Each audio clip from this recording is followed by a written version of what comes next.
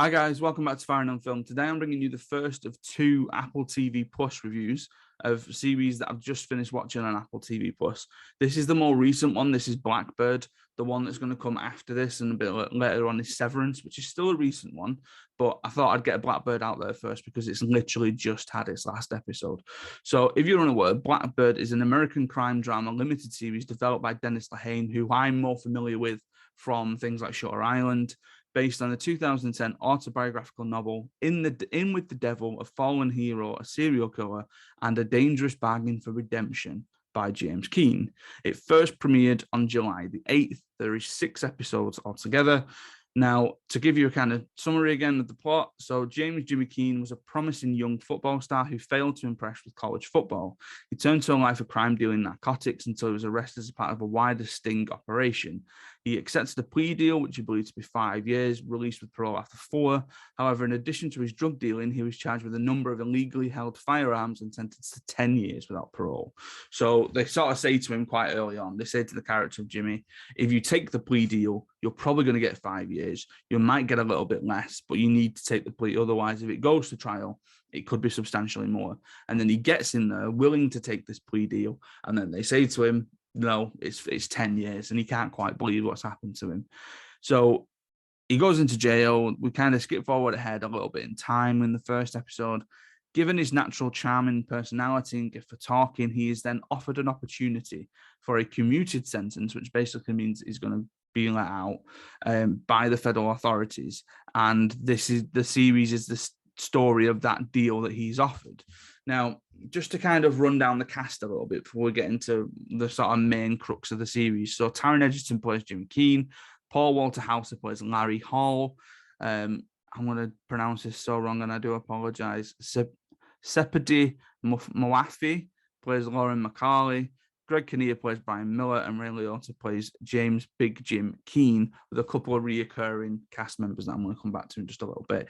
Now, so as we mentioned, Taran Edgerton plays Jimmy. Jimmy is arrested for all those different things that I've just mentioned, and he gets given a deal where if he goes along with what the FBI want him to do and he's successful in that, he can then be released early. Now, what they want him to do is be transferred to a different prison, a prison that is known for its mentally unstable inmates, and try and befriend Larry Hall, as played by Paul Walter Hauser. Paul Walter Hauser, yes, I think I said that right.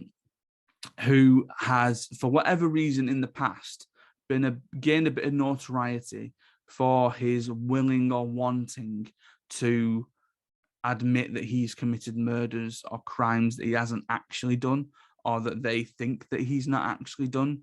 So there's a number of different points where Greg Kinnear's character is going talking to various different police officers from different states, because I think they do cross a couple of state lines every now and again.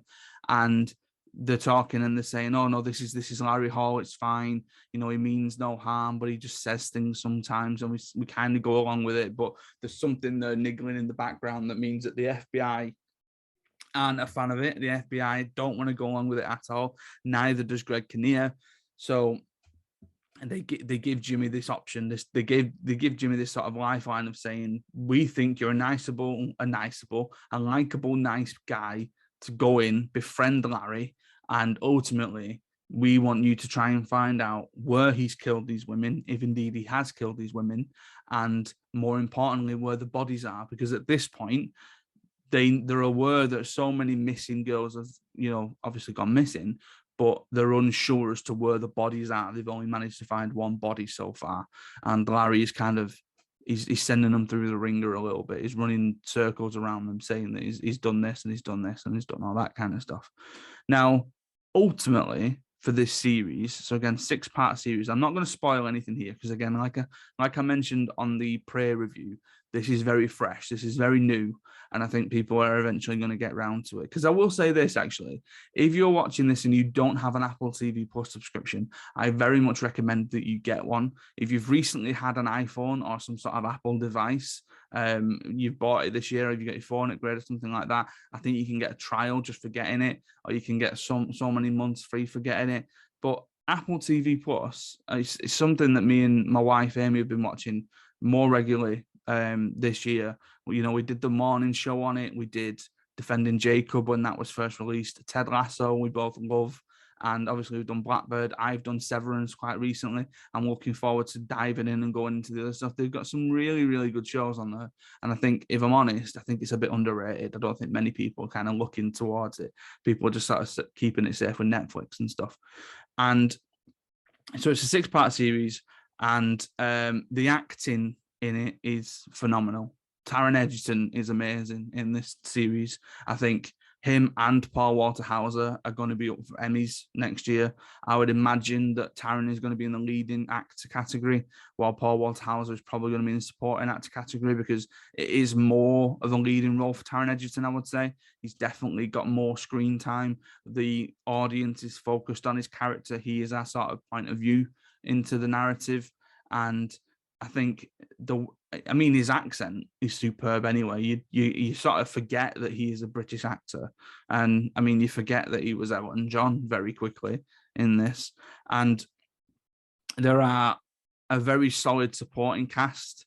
So Mawafi, that's her surname, who I kind of butchered her name before.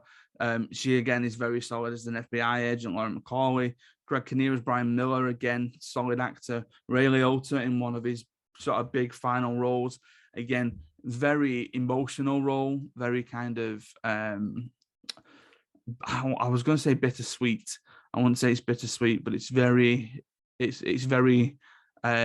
interesting to see him take a role like this with what we know now. With his death and all that kind of stuff. And there are a number of sort of side characters. So you get Cole Carter, who is one of the police guards. He gets in Jimmy's way of Jimmy trying to get this sort of confession out of Larry Hall. Not that he tries to stop him knowing what it is that he's doing. It's more to do with he's just a bit of an obstacle. And I think, again, to kind of move a narrative over 6 episodes, you're going to need those obstacles along the way.